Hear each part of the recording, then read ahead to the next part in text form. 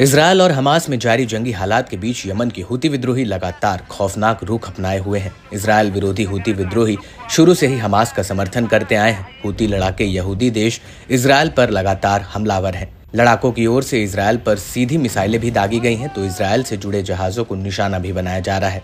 Iran समर्थित Houthi लड़ाकों ने पिछले कुछ दिनों से हमास लड़ाकों के साथ मिलकर इजरायल के खिलाफ ज्वाइंट ऑपरेशन भी किए। एक बार फिर यमन के हूती विद्रोहियों ने दावा किया कि लाल सागर से लेकर अरब सागर तक और अदन की खाड़ी से बाब अल मंदब स्ट्रेट में लड़ाकों ने कई हमलों को अंजाम दिया।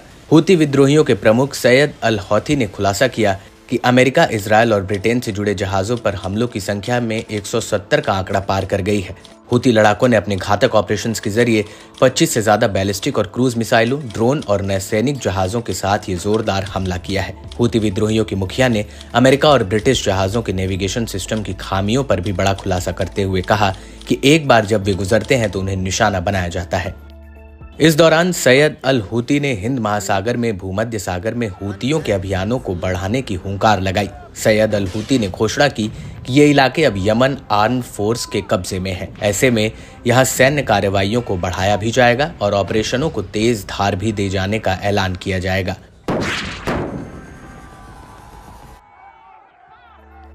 हूती ने बताया कि अमेरिका ने इस सप्ताह यमन पर 13 हवाई हमलों के साथ निशाना बनाया। हालांकि यमन आर्म फोर्स इन हमलों से डरने वाली नहीं है, न ही इन हमलों का उनके मंसूबों पर कोई असर पड़ेगा, न ही इन हमलों से हूतियों को काबू किया जा सकता है। यमनी अभियानों से दबाव में आया अमेरिका बौखलाहट में हवाई हमले कर रहा है।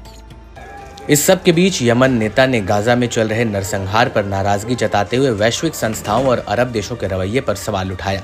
सैयद अब्दुल मलिक अल हूती ने कहा कि गाजा को लेकर अरब देश अब तक खासे शांत और उदासीन रहे हैं। इजरायली कार्रवाई से गाजा में हुए विनाश पर अरब मुल्कों की चुप्पी खास हैरानजनक है। इजरायली एक्शन पर अरब देश कोई दबाव डालने में सफल नहीं हुए हैं। 9 महीने से ज्यादा हो चुकी भीषण जंग में इजरायल लगातार हमले बोल रहा है। इस दौरान सेफ जोन घोषित इलाकों पर भी घातक हमले ने मिडिल ईस्ट में टेंशन फिर बढ़ा दी है। यमनी नेता ने इस बात पर जोर दिया कि हमास की मिलिट्री विंग अल कासिम ब्रिगेड से इजरायल और अमेरिका खासे सकते में है। लड़ाकों की ओर से लड़ी जा रही खतरनाक जंग ने इजरायली बलों की मुश्किलें बढ़ा रखी हैं। गाजा में हर कदम पर इजरायली बल अपनी जान से हाथ धोते जा रहे हैं। जमीनों में छिपाई IED से लेकर घात लगाकर हमले और रिमोट बम से लेकर मशीन गनों के ताबड़तोड़ इस्तेमाल से इजरायली बलों और हमास लड़ाकों के बीच आमने सामने की लड़ाई लड़ी जा रही है।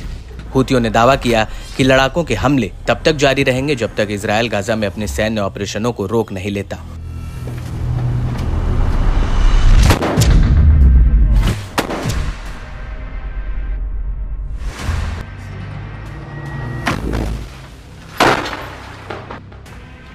अल हूती ने यमन और सऊदी अरब के रिश्तों में बढ़ती खाई पर भी चौंका देने वाला बयान दिया।